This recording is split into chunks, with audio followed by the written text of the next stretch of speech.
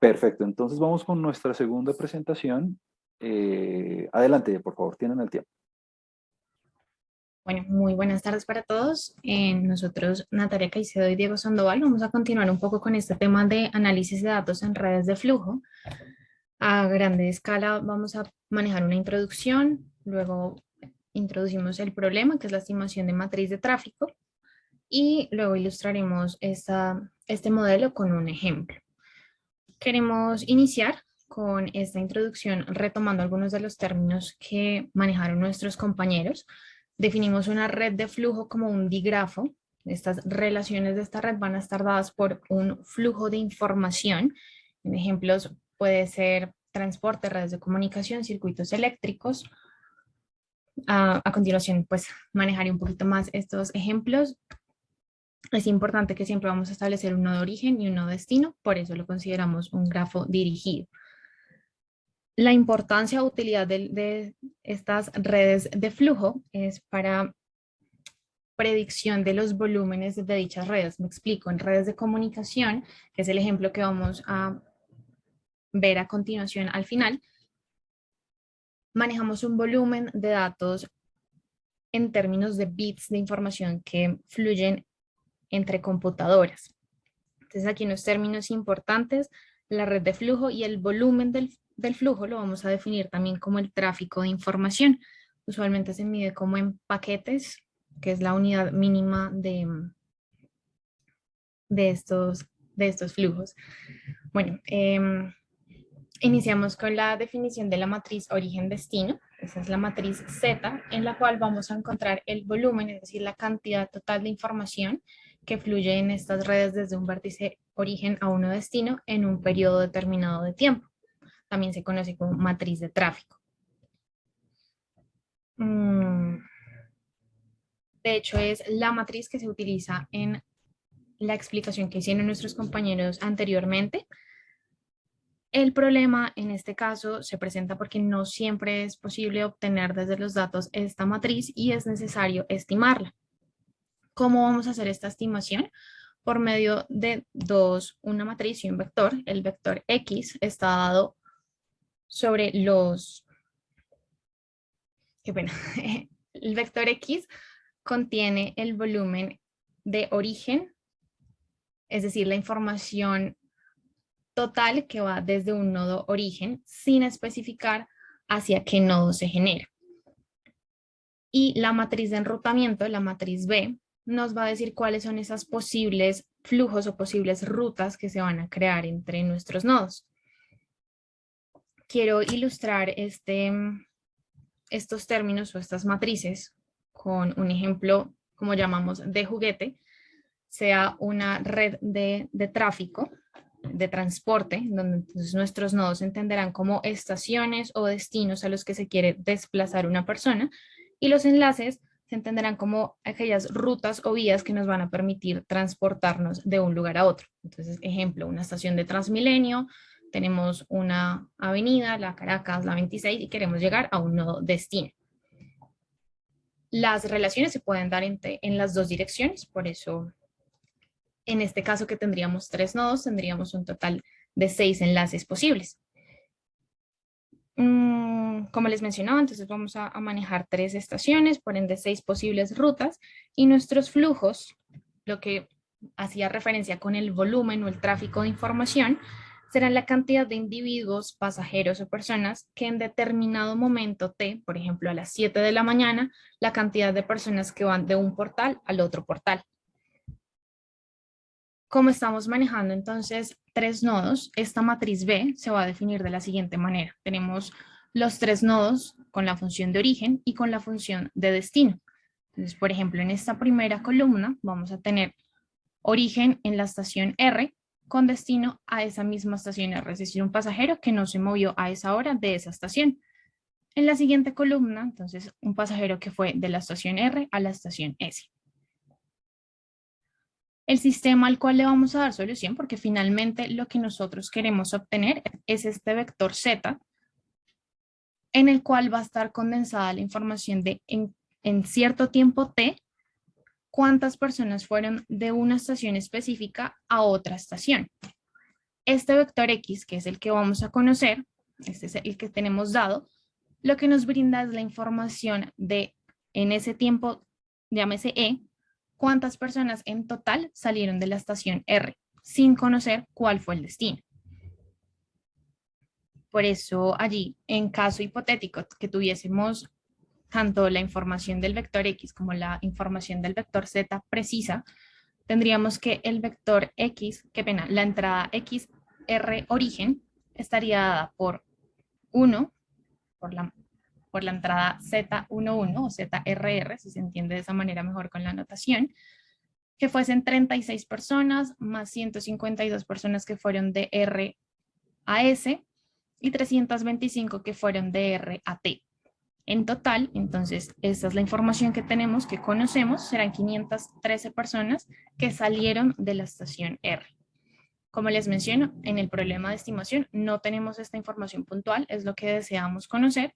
Conocemos entonces por el momento cuántas personas salieron desde un punto específico y en estas otras 3 entradas, porque pues tenemos solamente 3 estaciones, pero duplicamos la información porque también conocemos cuántas personas, cuál fue el tráfico o flujo que llegó a un nodo. Entonces, por eso la anotación estación R, destino, S destino y origen respectivamente.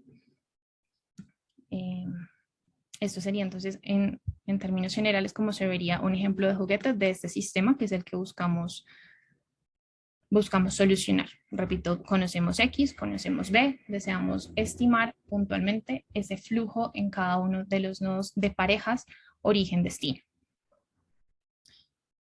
Se me pasó de pronto mencionar, en total tendremos 9 rutas posibles, que es partir de una misma estación y no moverse.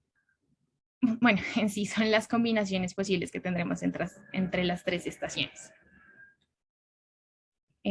Aquí tenemos entonces la definición matemática o puntual de la matriz B. Será una matriz binaria en cuanto a si se usa el enlace o la ruta E en el camino del nodo origen al nodo destino. Debemos tener en cuenta también que esta matriz B puede en ocasiones no ser una matriz binaria porque la pareja puede, es decir, puedo llegar de un origen a un destino I a J por cualquiera de 2 rutas y en ese caso no tendría un 1 en la entrada IJ, sino que tendría la ponderación, la fracción de cuántas veces utilizo el enlace, pues el enlace determinado de la ruta que se vaya a usar. ¿Cuál es el problema que surge en esta solución? En general, no vamos a tener que la matriz B sea de rango completo. Como evidenciamos aquí, tenemos muchas más parejas o parejas de origen-destino que las rutas que tenemos posibles. Entonces, esto supone entonces un problema para la solución del sistema y encontrar nuestra matriz de tráfico. Se hacen 2 aproximaciones de solución, unos son métodos estáticos y dinámicos. Los métodos estáticos se refieren a si solamente voy a estimar la matriz de tráfico en un tiempo t fijo y los dinámicos si para estimar ese tiempo t voy a utilizar de pronto información de los tiempos anteriores. En este caso nos vamos a enfocar únicamente en un método estático, puntualmente en el método de tomogravedad. Parte de la raíz de la palabra viene de la palabra tomografía, que es una técnica exploratoria como de una imagen o radiografía, como lo entenderíamos, de la imagen, en este caso, de la red, del comportamiento de la red, del comportamiento de estos flujos. Comenzamos entonces con este problema de la estimación. Diego. Vale, entonces ya sabemos qué tenemos y qué es lo que necesitamos estimar. Sabemos que, pues, comúnmente en la práctica siempre vamos a tener la matriz de rutas, es decir, la matriz que nos da las direcciones en que las relaciones se están dando y además que es factible obtener mediciones de los flujos totales que pasaron por cada relación. Como decía mi compañera, lo que nos falta, lo que necesitamos encontrar es cuánto va de cierto nodo a cierto otro nodo en específico. Entonces, pues una de las alternativas más ampliamente utilizadas y que ha tenido mejores resultados para predecir esta matriz de tráfico Consiste en un método que fue propuesto por Chang y otros 3 autores que se denomina método de tomogravedad. En este artículo, los autores buscan específicamente predecir la matriz de tráfico para periodos de tiempo T de una gran red IP operativa, es decir, de un protocolo de Internet, de una red de Internet, de una organización. Entonces, lo que buscan es predecir el flujo de datos entre distintos servidores. Este flujo de datos normalmente se mide como el conteo de bytes. ¿Qué sucede? Que pues, la matriz de orígenes y destinos no suele ser recolectada por la mayoría de los equipos de cómputo. Primero porque eso requiere software y hardware específicos que pues a su vez son una inversión adicional y pues no resulta práctico estar recolectando toda esta información, además de costoso. Vale, para abordar este problema, los autores plantean el método de tomogravedad, como hemos mencionado, cuyo nombre hace referencia a que hacen uso de métodos tomográficos utilizando como una especie de modelo a priori, un modelo de gravedad. Entonces vamos en qué consiste. Retomando un poco lo que habían expuesto nuestros compañeros anteriormente, un modelo de gravedad en su expresión más sencilla nace de la suposición de que la cantidad de información que fluye desde un punto I a un punto J es proporcional a la cantidad de información que sale de I y la cantidad de información que entra en J, que son conocidos como los factores de repulsión y los factores de atracción. Entonces, bueno, digamos que el supuesto detrás de este modelo simple es que el tráfico desde o hacia un sitio determinado va a depender únicamente del tráfico total que entra o sale de ese sitio. Bajas, por favor. Alternativamente, los métodos tomográficos se basan en el sistema de ecuaciones lineales que les presentamos anteriormente. En esencia, lo que la ecuación establece es que la matriz de tráfico debe ser consistente tanto con la matriz de rutas como con los volúmenes totales medidos en cada enlace. ¿Qué quiere decir esto? Como mencionaba mi compañera, pues que tenemos un problema muy poco restringido, es decir, tenemos muchas ecuaciones, tenemos muchas menos ecuaciones que variables, lo que da como resultado que es un sistema con soluciones infinitas. Entonces, los métodos tomográficos difieren en cómo seleccionar como mejor solución a partir de todas esas posibles soluciones. En la mayoría de aproximaciones estadísticas en tomografía, referidas como Network Tomography, usan modelos de estadísticas de orden superior de los datos de volúmenes de flujo para crear restricciones adicionales. Entonces, el primero en abordar este tema fue Bardi, quien utilizó un modelo Poisson independiente e igualmente distribuido para modelar los conteos de tráfico de origen-destino. Seguido también estuvo Tebaldi y West, quienes utilizaron más una perspectiva bayesiana e implementaron también un método por cadenas de Markov. Y finalmente también está Cao y otros autores quienes lo hicieron, pero utilizando un modelo gaussiano. Sin embargo, se ha demostrado que en la realidad no se suelen cumplir los supuestos detrás de estas distribuciones y adicionalmente cuando estos supuestos no se tienen, los resultados pues no suelen ser muy buenos. Asimismo, también los métodos tomográficos basados en optimización, como por ejemplo métodos de programación lineal o cuadrática, que básicamente coinciden en que buscan encontrar una solución que optimice cierta función objetivo. Entonces, el método de tomogravedad básicamente combina ambas metodologías en un proceso de 2 pasos. Bajas, por favor. Entonces, en el primer paso, vamos a obtener una solución inicial μ0 a partir del modelo de gravedad simple que les mostramos más arriba, donde tenemos de nuevo para la estimación del flujo entre el nodo I al nodo J va a estar dado por el producto punto entre toda la cantidad de datos que salió de I por toda la cantidad de datos que llegó a J. Si bien pues digamos que este valor o si esta predicción no es demasiado precisa, sí nos va a servir como un valor para arrancar, como un valor general. Vale, sigues por favor. El segundo paso consiste entonces en la estimación tomográfica. Vamos a utilizar la solución inicial μ0 y vamos a aplicar algún método de optimización para encontrar una solución μ que minimice la distancia a la solución del modelo y que a la vez esté sujeta a las restricciones tomográficas. Es decir, que μ sea consistente tanto con la matriz de rutas como con los volúmenes totales. Entonces, digamos que en palabras, lo que buscamos es la solución más cercana a la solución dada por el modelo de gravedad, pero que también cumpla los criterios tomográficos. Entonces, aquí en la gráfica es como un pequeño ejemplo o ilustración de qué es lo que está sucediendo. Si ven, la recta representa todo el conjunto de posibles soluciones de nuestra ecuación tomográfica. Es decir, todos esos puntos representan valores de μ que satisfacen la ecuación. Y por otra parte tenemos la solución dada por el modelo de gravedad.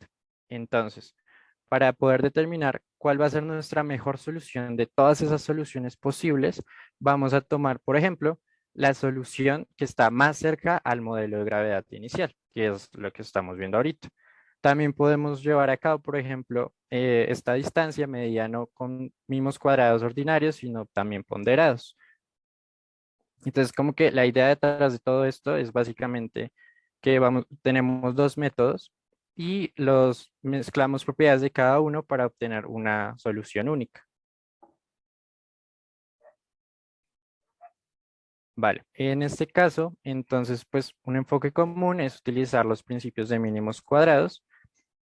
En este caso, el modelo que vamos a especificar va a ser igual a X, igual a nuestra matriz de enrutamiento, por nuestros valores o nuestra matriz de orígenes destinos, más un error.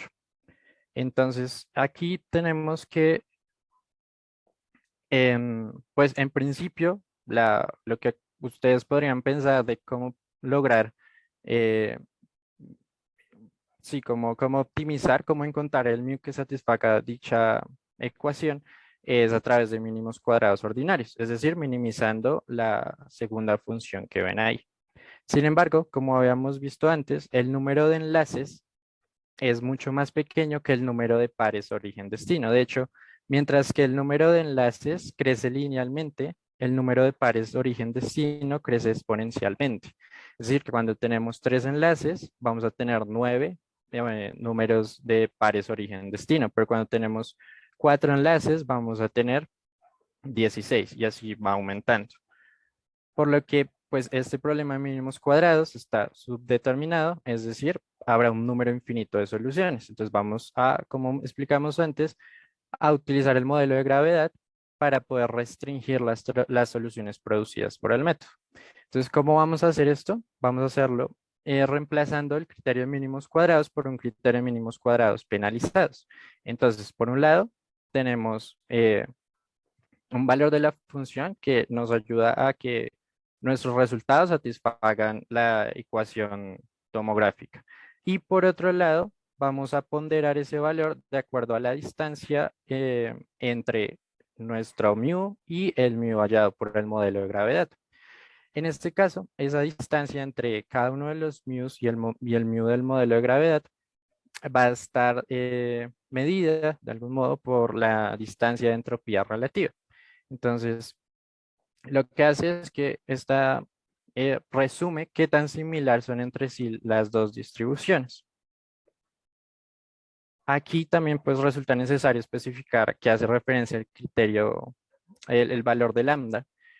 Este valor actúa como una especie de suavizado, entonces donde con valores más grandes fomenta soluciones mu gorro que estén más cerca de nuestro μ0 preespecificado. Pues lo que encontrábamos en los papers es que casi todos siempre reportan un valor de 0.01 a la 2 y pues es como que el que dicen que funciona bien en la práctica. Este problema de mínimos cuadrados regularizados se puede resolver utilizando métodos de optimización convexa. Y acá también vale la pena otra aclaración, y es que nuestro mu gorrito, como una estimación de los flujos esperados mu, no necesariamente satisface la restricción. Si queremos que se cumpla en pleno esta restricción, es decir, que los volúmenes totales de X de enlace medidos no tengan errores, entonces es necesario utilizar un procedimiento de ajuste proporcional iterativo. Este es un procedimiento que se utiliza también cuando se tienen tablas de,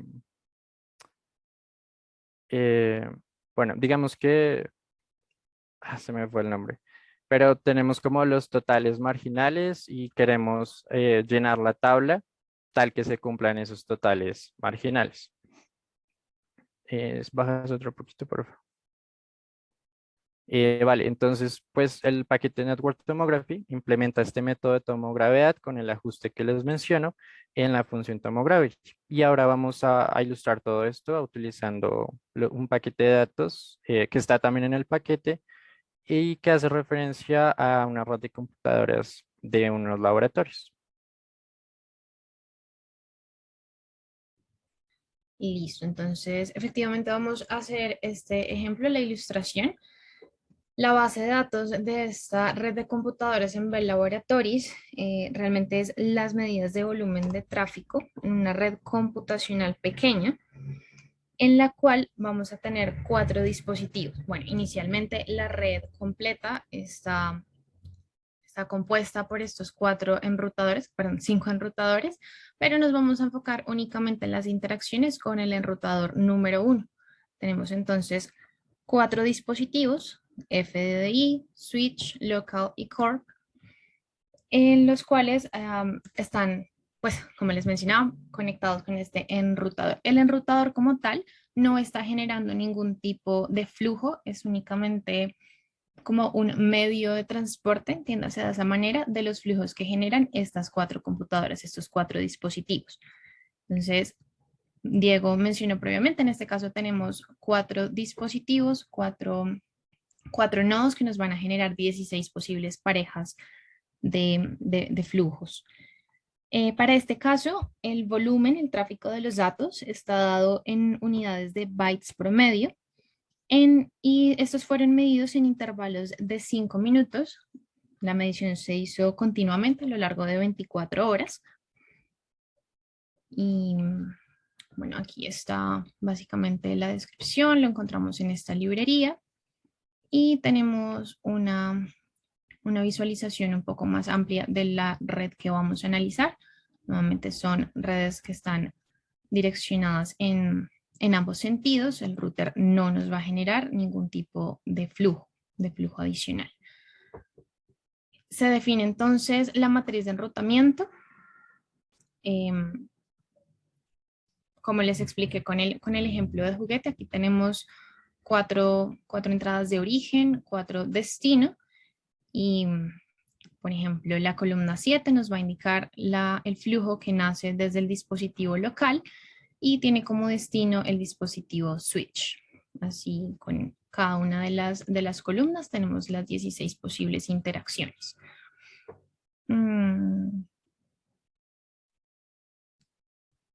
Bueno, a continuación se define entonces el vector X, el que contiene los volúmenes promedio que conocemos a nivel general. Tenemos, como les estaba indicando previamente, son medidos en intervalos de 5 minutos por 24 horas, por lo cual tenemos 287 tiempos de medición en cada uno de los 8 nodos, es decir, tenemos 4 dispositivos, cada uno va a funcionar como doblemente de entrada y de salida. Entonces, por ejemplo, en esta matriz X, en el tiempo 0.05 del nodo FDDI de esta máquina, salieron en total, en promedio, 39.922 bytes de información. Hasta este punto, como les mencionábamos, no conocemos cuál fue la dirección. Similarmente para cada una de las entradas de la matriz, tanto de origen como de destino. Presentamos 2 tiempos de los 287 totales.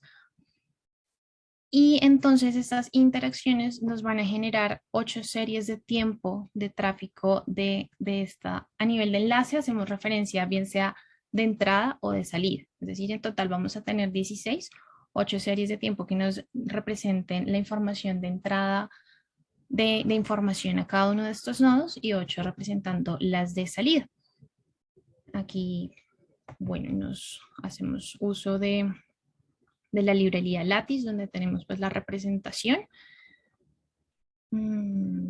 Sí, no me pasé todavía el modelo. Sí. Y obtenemos cada una de las series de tiempo. Qué pena, acá tenemos entonces 4 de entrada y 4 de salida.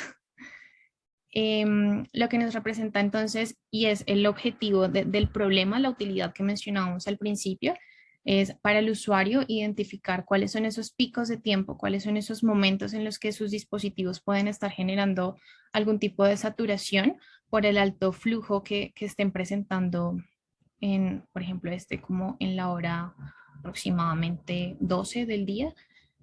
Acá el dispositivo FDDI al principio, en las primeras horas, es que presenta el mayor flujo de información y con estos datos, pues posteriormente el usuario, el investigador puede hacer sus respectivas correcciones a estas máquinas.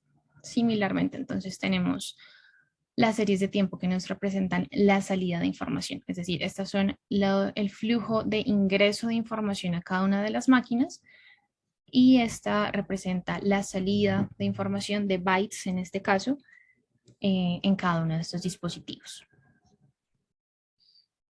Bueno, para este ejemplo, la información de la librería nos proporciona tanto los volúmenes de flujo de enlace, que es los que contamos usualmente en la matriz X, la matriz de enrutamiento y tenemos los volúmenes reales de la matriz Z.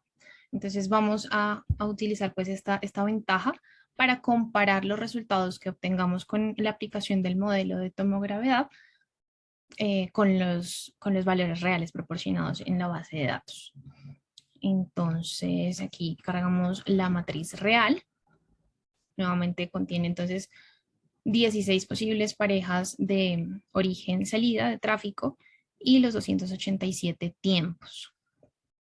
Estas son las posibles parejas que se forman y nuevamente tenemos pues una muestra de estas relaciones, que son las reales con las que vamos a comparar nuestros resultados.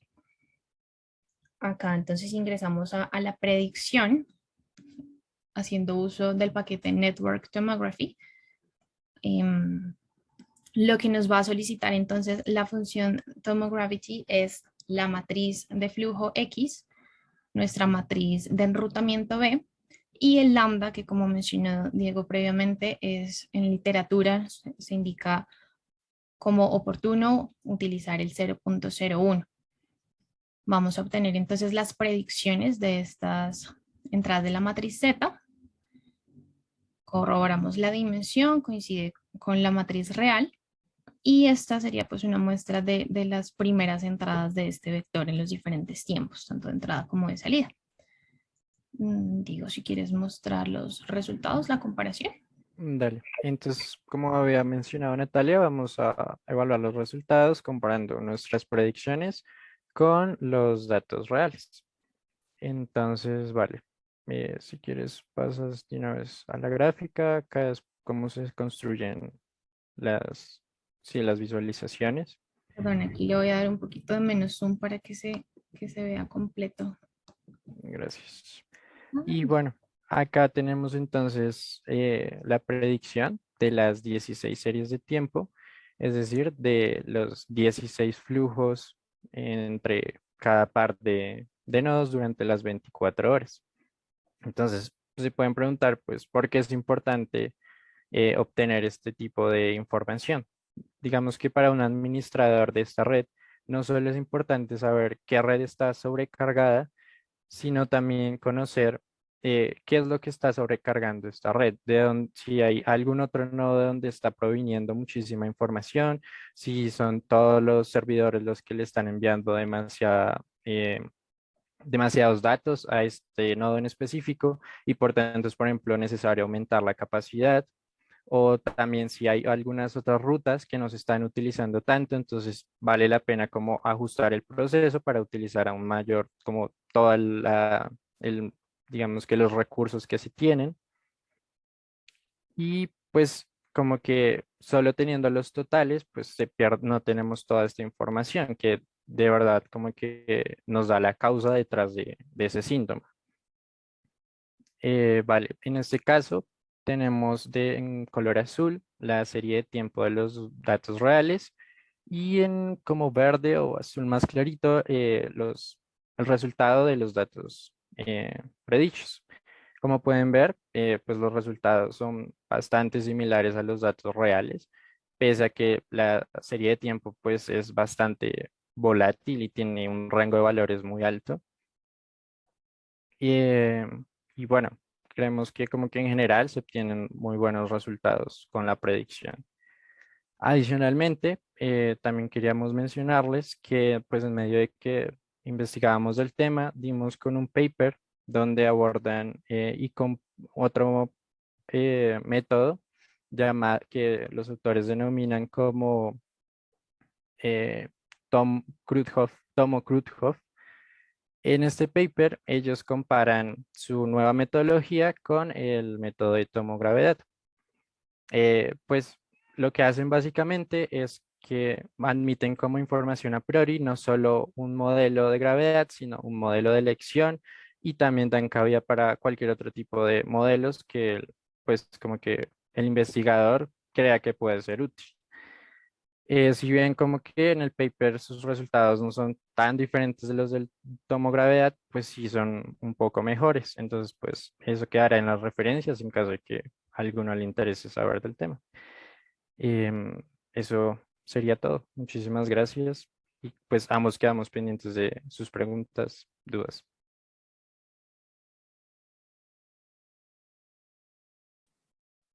Bueno, muchas gracias.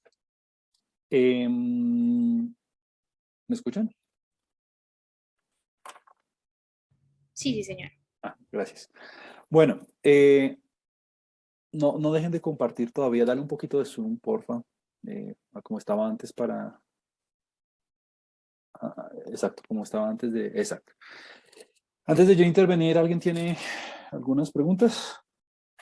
De pronto me quita alguna.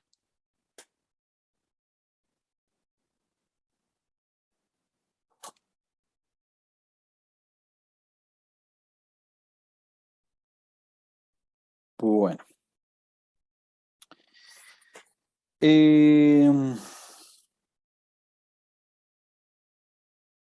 Bueno, yo voy a ir haciendo algunas preguntas, igual que con el otro grupo, y si en algún momento alguien quiere intervenir, hágalo con toda confianza. Bueno, empiezo diciendo un acierto que me gustó mucho de esta presentación y fue el ejemplo de juguete. Vamos al ejemplo de juguete, por favor. Ah, bueno, yo no sé si es porque yo me dediqué a esto de la enseñanza y de las clases y demás, pero creo que estos ejemplos de juguete son ejemplos muy importantes para entender bien antes de irse con los ejemplos reales. Yo creo que si en algún momento de sus vidas profesionales se encuentran y se van a encontrar trabajando con grupos de trabajo interdisciplinarios donde de pronto les toque trabajar con sociólogos, economistas, administradores, ellos no van a estar tan versados en cosas cuantitativas y cuando tengan que hacerse entender de alguna manera, estos ejemplos de juguetes son una muy buena opción. Entonces, mi primer comentario es muy buena idea haber hecho esto. Eh, digamos que les facilitó mucho la explicación y eso les ayudó muchísimo y fue un buen hit. Al respecto, tengo solamente una pregunta sencilla para el resto para terminar de ilustrar el ejemplo, y es, aquí nos ilustras de manera muy simple, o nos ilustran de manera muy simple lo que ocurrió con un digrafo de tamaño 3, donde tenemos aquí las dimensiones de B, que sería de 6 por 9. Si yo en lugar de un digrafo de tamaño 3 tuviera un digrafo de tamaño n, ¿cómo me quedaría, de qué tamaños me quedarían las matrices?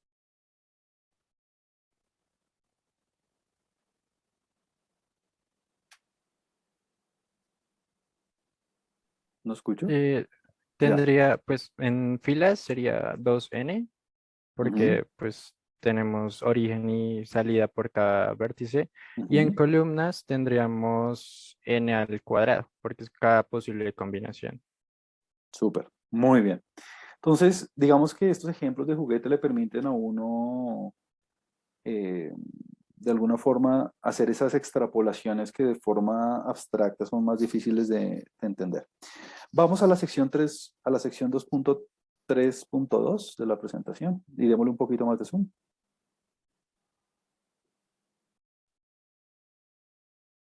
Ajá.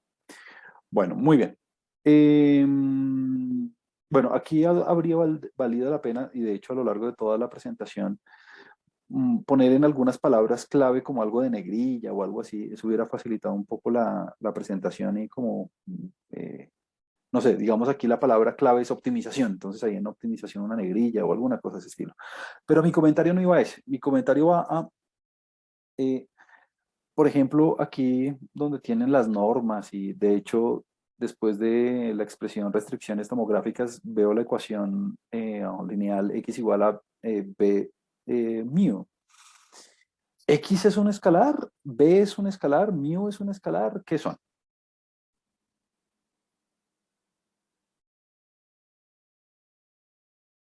Ah, ok, profe. En este caso, X y mu son vectores y B es una matriz. Ok, hablemos un poquito de las dimensiones. Eh, bueno, antes de hablar de las dimensiones, ¿saben por qué les estoy preguntando eso, no? Porque la notación que venían utilizando era una notación muy consistente donde, por ejemplo, la matriz B la notaban con negrilla y la notaban con estilo matemático eh, imprenta. En cambio, cambiaron la notación radicalmente y del B subamos, a ver si de pronto estoy inventándome algo. ¿Sí se dan No, profe, cuenta, sí se dan cuenta dónde hubo el cambio? aquí manejamos Ajá. la diferencial y Exacto. sí, sí, Entonces, señor. digamos, no es como un error grave, pues, pero sí es importante que la notación sea muy estándar, ¿no? Y lo digo porque para nosotros que nos dedicamos a esto, una X con negrilla y una X sin negrilla son cosas totalmente diferentes. Yo soy, por ejemplo, con todos mis estudiantes de posgrado, yo soy muy radical y muy estricto en ese sentido porque facilita entender, ¿no? Entonces, hablemos un poquito de las dimensiones nuevamente. ¿Cuáles son las dimensiones de X, B y mu?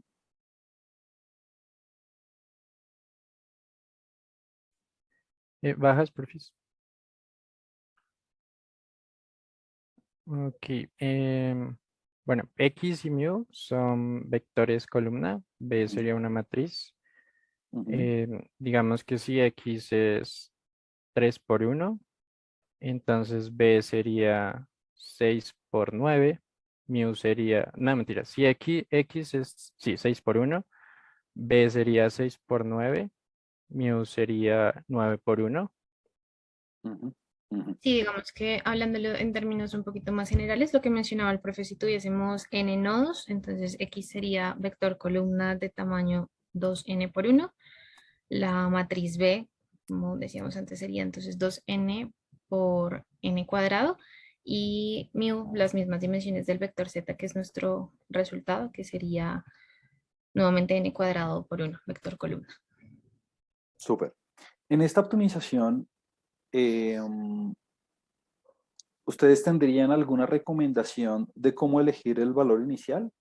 Es decir, el paquete o si yo lo fuera a implementar a mano, ¿hay alguna, digamos, metodología o forma de elegir el valor inicial mu cero?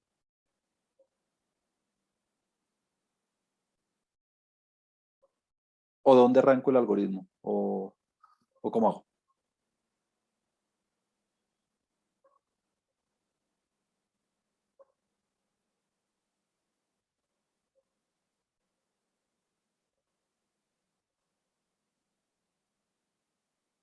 No, no, no hay sonido. Eh, Ahora sí, ahora sí. bueno, como lo estábamos mencionando, diría que el mu inicial se obtiene de cierta forma de un modelo de gravedad, como le explicaron nuestros compañeros previamente, Oh, dado ok. que tendríamos los valores puntuales de z, sería como con un Ujú. modelo, eh, no quiero decir nulo porque no es nulo, pero sí sin los valores puntuales de la estimación de z. Ujú, ujú. Perfecto, perfecto. Volvamos a esa, bajemos un poquito en la sección 232. De hecho, muy buena explicación ahí cuando estaban con esta gráfica, creo que quedó muy bien explicado. Súper. Bajemos un poquito más, donde hablan de la distancia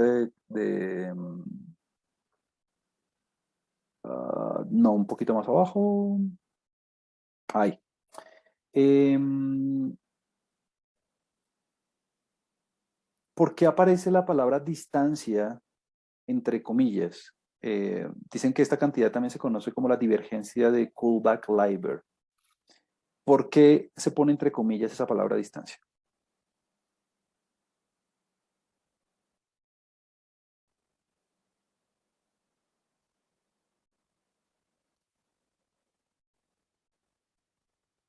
Vale, profe, yo entiendo que es porque pues una mente entiende distancia porque se imagina como un plano y pues piensa en esa distancia euclidiana. Entonces en este caso hacen como la analogía donde utilizan como, sí, como otra forma de ver qué tan diferentes son y pues lo denominan entre comillas como una especie de distancia que haya entre los dos míos.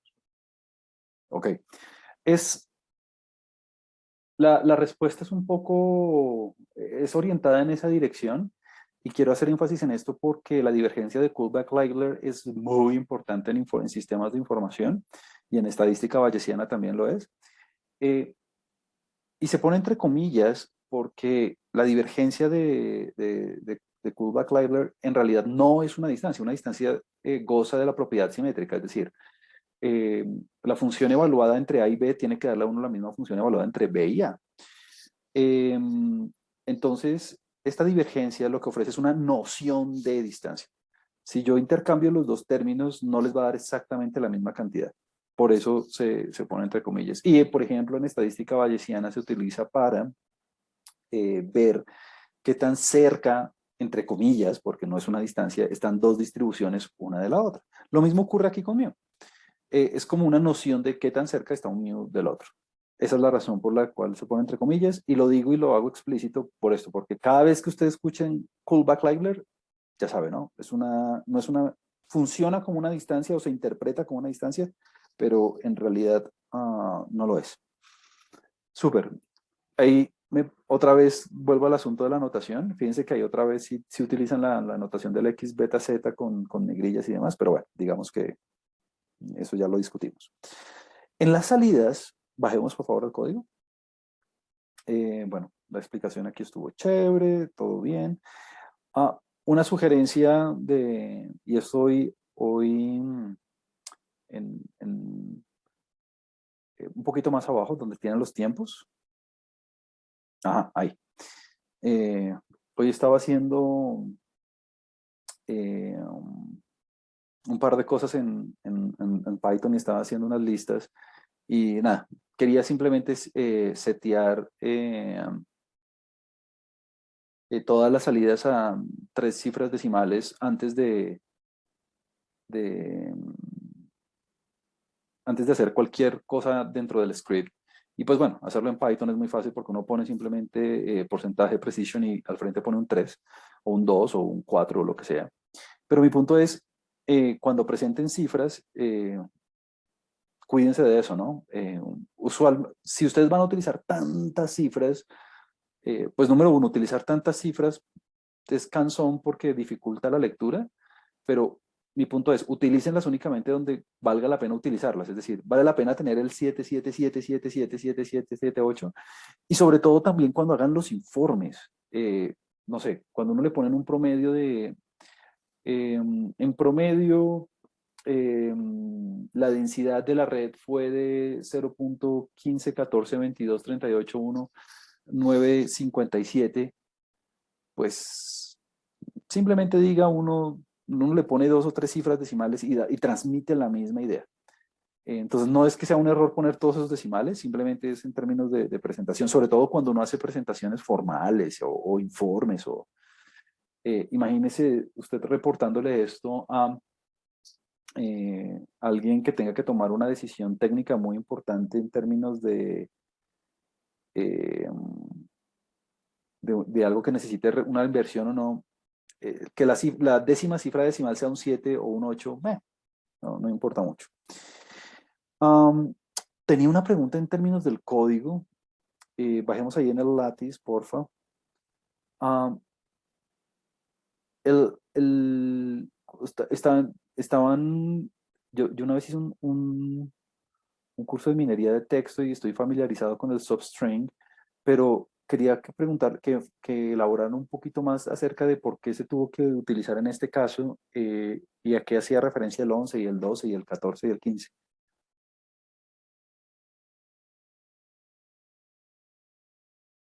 Vale, profe. Ahí, pues, la idea era extraer la parte del DST y del SRS para saber si como que era de salida o de entrada. Y así después, cuando dice acá separar según si los datos son de entrada o de salida, pues tomar los que sean de salida y los que sean de entrada.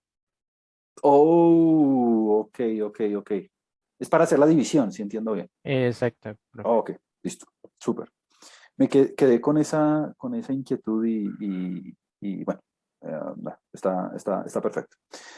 Em, Pregunta, esta función XYPlot que están ahí utilizando en la configurar diagramas para cada caso, XYPlot, esa no es de la librería base, ¿o sí? Esa es de Lattice, ¿cierto? Sí, profe, eso es de Lattice. Eh, ¿Me puedes por favor indicar un poco cómo funciona ahí la virguliña, cómo funciona el separador, en fin? Porque tienes Vale, ahí profe. XPlot value, algo virguliña T, y luego un separador. Entonces, en términos del gráfico, ¿qué hacen esos dos comandos? Ok, ahí le estamos diciendo que al valor, pues primero lo dividamos entre 2 a la 10 porque esto estaba en bytes, entonces Ujú, para reducir las unidades, y que los grafiquemos de acuerdo al t, o sea, de acuerdo al tiempo. ujú. La barrita significa que extraiga los datos de NME. Ah, no, wait, porque... Ah, y este NME es que los haga según eh, como según cada nodo para que queden los 16 gráficos. Y Ujú. del data, pues es de donde están los datos. O sea, el NME lo veo en el gráfico donde en el separador de cada una de las casillas. Exacto. O sea, como que saque 4 distintas de Ujú, acuerdo al nodo, sí. ujú, correcto. Muy bien. Por último, em, algo que de pronto en la lectura no estaba claro, a veces sucede así, pero esta pregunta, esto se me hizo a mí bien interesante y es, este es un caso muy particular porque teníamos acceso al ground truth.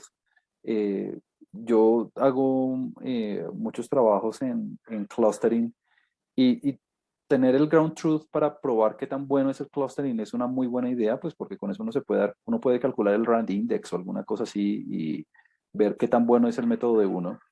Entonces mi pregunta iba a, ¿cómo fue posible tener el ground truth en este caso? Es decir, ¿hay algún motivo particular por el cual nosotros tuviéramos la verdad y pudiéramos comparar? Eh, ¿Había algo en la lectura en ese sentido?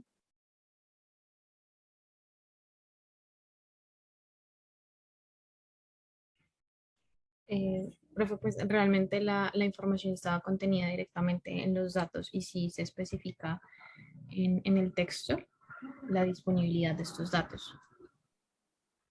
Ok, Sí, como que en el paper mencionan por encimita que pues los autores que estaban trabajando con estos datos como que tenían ciertas relaciones con la organización, entonces pudieron obtener como esa información durante 24 horas, cada 5 minutos y demás, pero pues como muy por encima.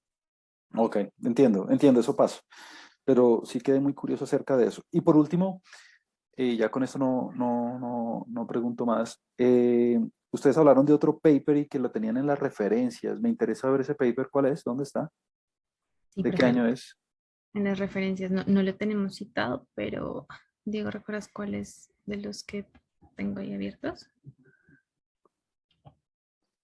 Si lo tienes ahí abierto y me dejas ver por favor el año y el título y el autor, con eso me basta.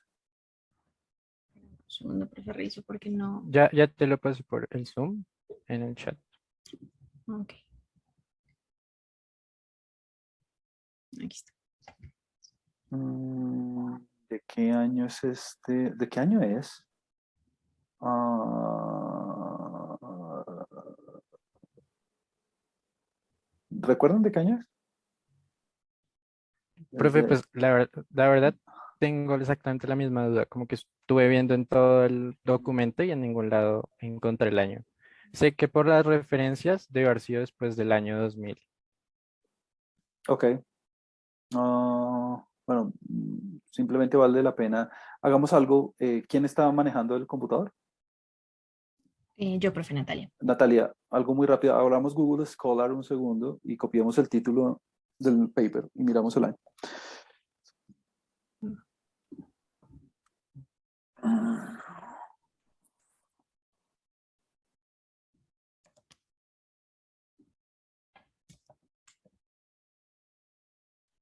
2004. Sí, está bien. Súper. Dame un segundo, tomo nota del paper. Versus tomography for backbone networks. Morphy. Ok, listo. Eh, a la próxima sería chévere que lo hubieran incluido de una al final. Muy bien, excelente. ¿Alguien más tiene otra observación, otra pregunta? Estas gráficas quedaron muy bien chéveres. Se ven bonitas. Bueno, entonces, nada, ya con esto terminamos. Muchas gracias. Voy a parar la grabación en este momento.